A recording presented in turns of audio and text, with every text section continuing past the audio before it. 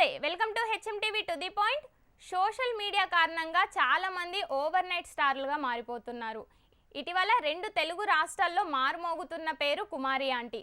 హైదరాబాద్ దుర్గం చెరువు cable bridge సమీపంలో street food business చేసుకునే కుమారి ఆంటీ వ్యాపారాన్ని ట్రాఫిక్ పోలీసులు ఆపేయడం, ఆ వెంటనే సీఎం రేవంత్ రెడ్డి టైంని కల్పించుకొని ఆమె వ్యాపారాన్ని కొనసాగించాలని ఆదేశించిన విషయం తెలిసిందే. ఇలాంటి వాళ్ళని ప్రోత్సహించడమే లక్ష్యంగా రేవంత్ సర్కార్ ఈ నిర్ణయం తీసుకుంది. సీఎం రేవంత్ రెడ్డి గారు సైతం త్వరలో ఈ స్టాల్ను సందర్శించనున్నట్లు తెలుస్తోంది. సీఎంతో పాటు కొంతమంది సెలబ్రిటీలు మహిళ అయ్యుండి కూడా సొంతంగా వ్యాపారంలో రాణిస్తుండడం పట్ల ఆమెకు మద్దతుగా నిలుస్తున్నారు. అయితే తాజాగా కుమారి ఆంటీని బిగ్ బాస్ 8 సీజన్లో తీసుకోవాలని భావిస్తున్నట్లు సోషల్ మీడియాలో తెలుస్తోంది.